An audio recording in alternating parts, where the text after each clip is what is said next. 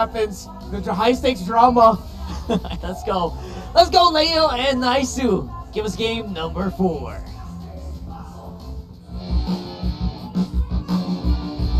All the drama, all the speculation, all the anticipation come up Welcome at this to point. Mobile Legends. Finally, as the tides of battle, the momentum shifted to Falcon's Apbren.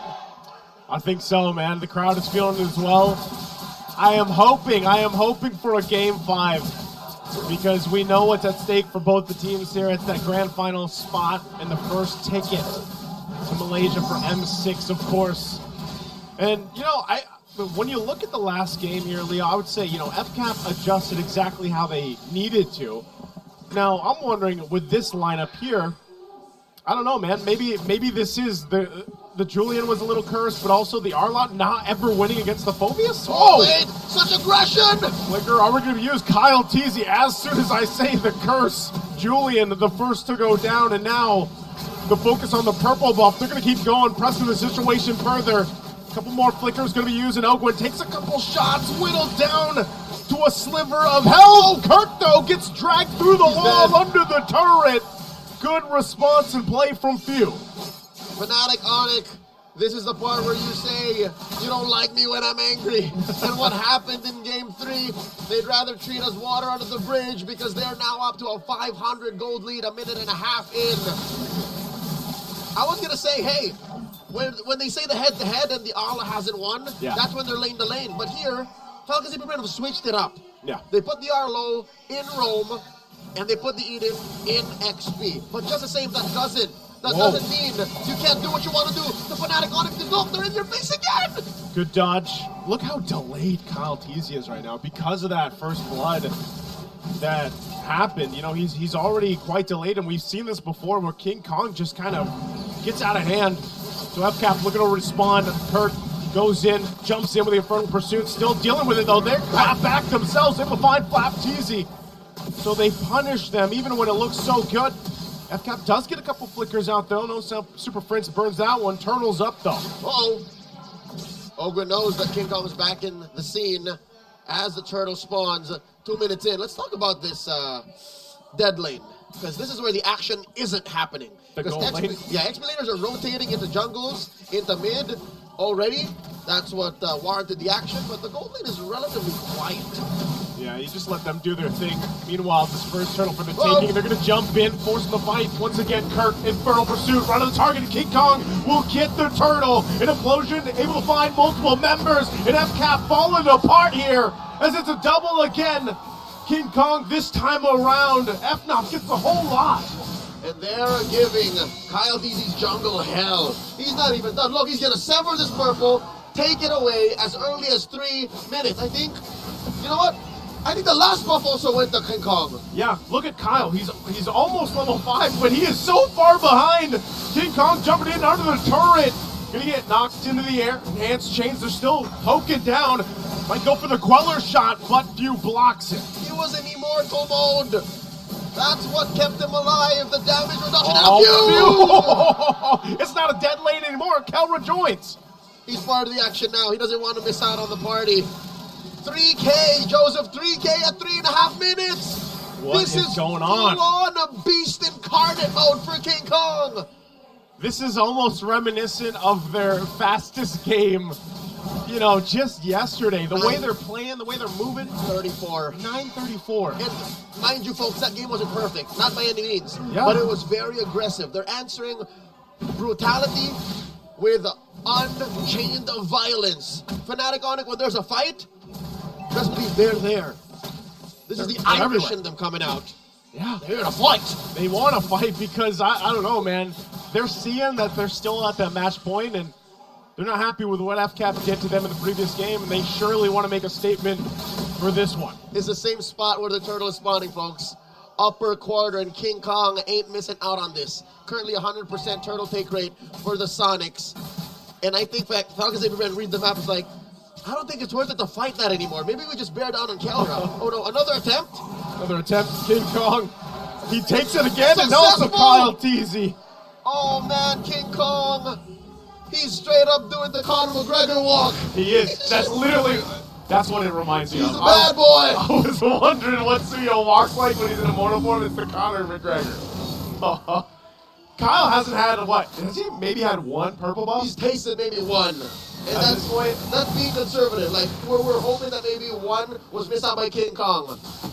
But maybe even none. It's possible. it is possible. With as far behind he is, 4 levels nearly. This is the best game you can have on a Suyo. Final slash though on Brusco. Goes in implosion, flicker 2, brings him back into the RWM. They're gonna fight it out. King Kong join the fight. His eyes set on Kyle TZ, and he'll find him again and again. And looking for few as well. He doesn't care about the turret. He's looking for more. Ogun will be able to grab Super Friends, but Kelra gets the kill, and now it's Flap TZ. 3 members of FNOP. Kirk leads the charge. It's easy pickings for FNOP. They're like sharks in open seas, and they smell blood in the water.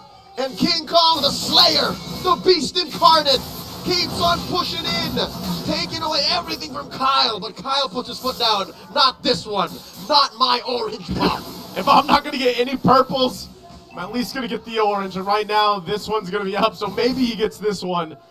But talk about just a huge gap to get back in. And they were only 6 minutes into the game. Kyle TZ is at half the net worth of King Kong.